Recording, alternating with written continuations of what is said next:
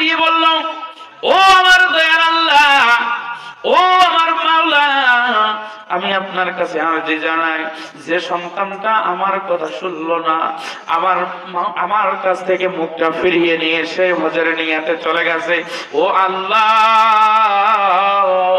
আপনার কাছে আমি আরজি জানাই, আমার সন্তানটা যেমন আমার উপর মুখ ফিরিয়ে নিয়েছে, আল্লাহ গো, আমিও আপনার দরবারে আরজি জানাই, বললাম আমার সন্তানের উপর আপনিও বিমুখ হবেন এবং আমার সন্তানকে আপনি বেইজ্জতি করবেন। বলেন নাউজুবিল্লাহ।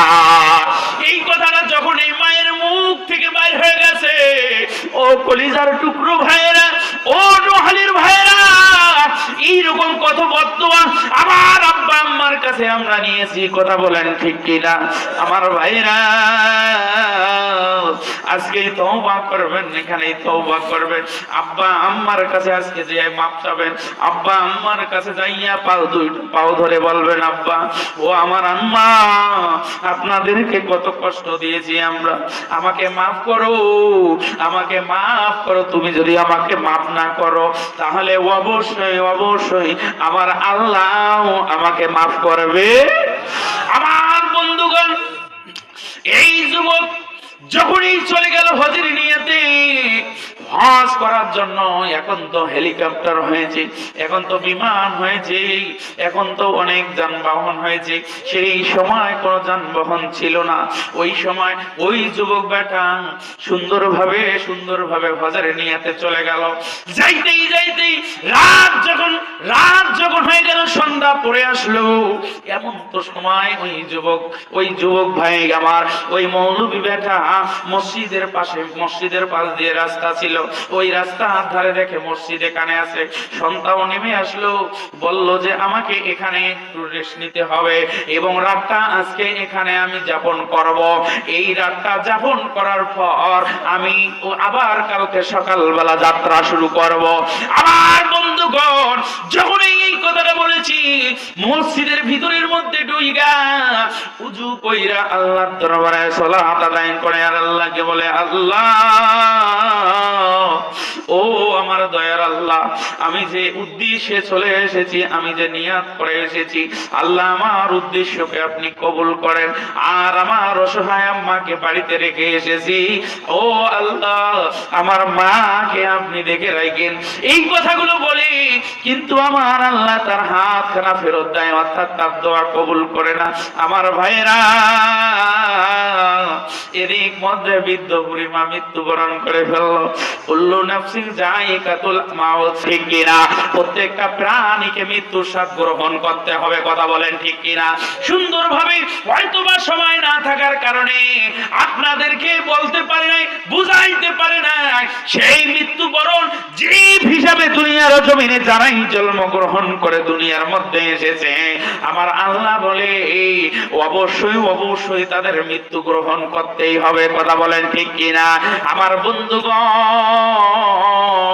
ওই বৃদ্ধ বুড়িমা যখন মালাকুল মউতের সঙ্গে দেখা হলো, 1টি বছর, 2টি বছর, 3টি বছর, 4টি বছর, 5টি বছর চলে গেল, তারপরেও মা, ওই বৃদ্ধ মা মৃত্যুবরণ করলো না। কিন্তু এইবার ছেলে মায়ের কথা অমান্য করে যখনই চলে গেল, আর তখনই এমন তো সময় কি হলো, ওই বছরের মধ্যে মা চলে গেল দুনিয়া থেকে, সন্তান দেখতে পারলো না।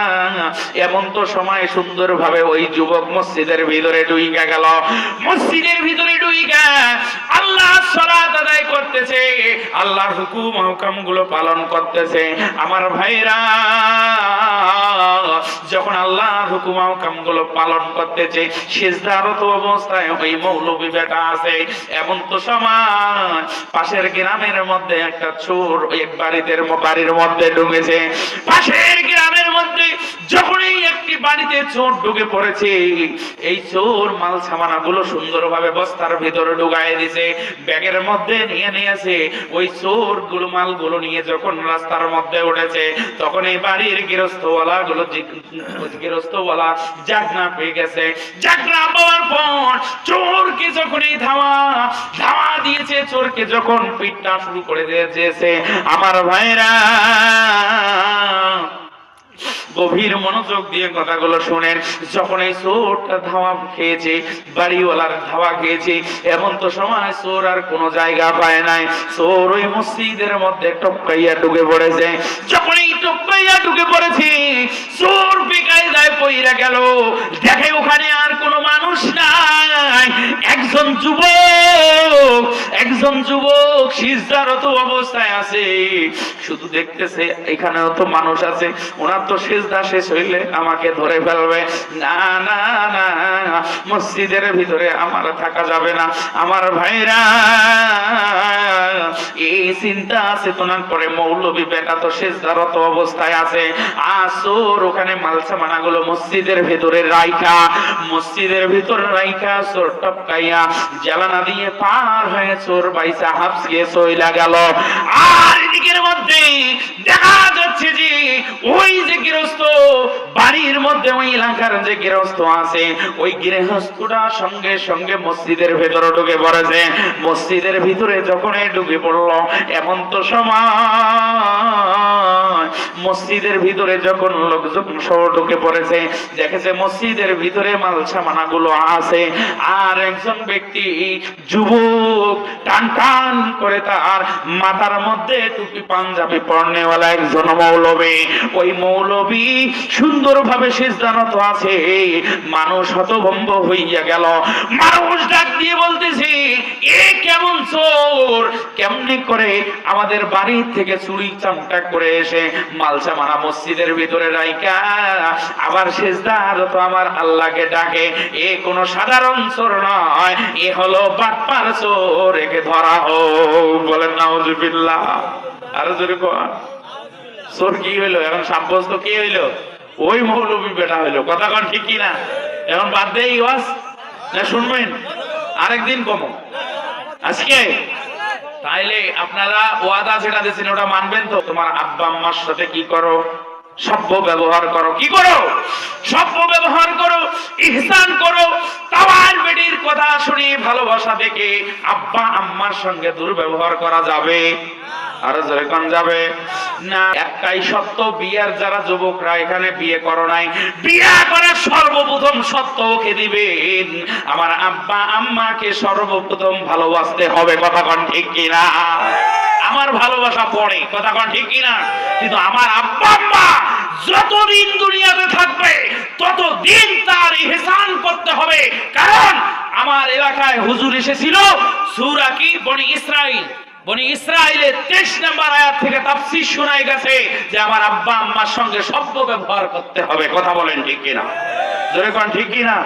আমি যে আলোচনাটা নিয়েছি ভাই, যে আয়াতটা, ওই আলোচনার উপরেই কিন্তু এখনো আছি, ওই আয়াতের উপরে। এটার উপরে সারা রাত আলোচনা করলে ফুরাবে। গভীর মনোযোগ দেন। আল্লাহ রাব্বুল আলামিন দুনিয়ার জমিনে এত সুন্দর উপমা আপনাকে আমাকে দিয়েছে। যখনই ওই মৌলবী বেটা যখনই ওখানে নামাজরত অবস্থায় আছে, যখন নামাজ তার শেষ হয়ে গেল, এমন তো সময় দুইটা হাত উঠাইয়া আল্লাহর কাছে প্রার্থনা করে। কার জন্য? মায়ের জন্য করে। অসুস্থ মাকে বাড়িতে রেখে এসেছে, অমুক তমুক ইত্যাদি ইত্যাদি, কিন্তু কোনো ধরনের কাজ হচ্ছে না। কারণটা হলো বর্তমান সমাজের মধ্যে অনেক মানুষগুলো যেমন হাত উঠায়, এদি ইবলিসের মতো কাজ করে, ইদি ফিরাউনের মতো কাজ করে, আবার আল্লাহর দরবারে দুইটা চোখের পানি ছেড়ে দিয়ে কয় আল্লাহ মাফ করে দে। কিন্তু ভাই রে, এত সহজ নয়। আপনি আলেমকে থাপ্পড় দিয়েছেন, আলেমকে বেইজ্জতি করেছেন, কোরআনের মাহফিলে আসতে চান নাই, নামাজ এক ওয়াক্ত পড়েন নাই, কদরের নামাজ আসলো, শবে বরাতের নামাজ আসলো, সেই দিন আপনি নামাজ পড়লেন, সেই দিন আপনি আল্লাহর দরবারে কাঁদলেন, সেই দিন মাহে রমজান আসলো, রোজা 30টা দিলেন, 30টা রোজা দিলেন, তারাবির নামাজ পড়লেন না। শুক্রবার গেলেন, 2টা রাকাত নামাজ পড়ে আপনি চলে আসলেন। এই ব্যক্তিদেরকে নিয়ে আমার আল্লাহ দেখা যাচ্ছে আসার পরে এইগুলো কয়েক ধরনের নামাজি আছে, কয়েক ধরনের বান্দা বান্দি এই দুনিয়ার জমিনে আছে। তারা শুধু যখন বিপদ দেখে, এমন তো সময় তারা আল্লাহর কাছে প্রার্থনা করে। আল্লাহর কাছে প্রার্থনা করিও কোনো ধরনের লাভ হবে? আমার বন্ধুগণ, নামাজি অনেক আছে, যে নামাজি ওই যুবক ভাই আমার নামাজরত অবস্থায় আছে না?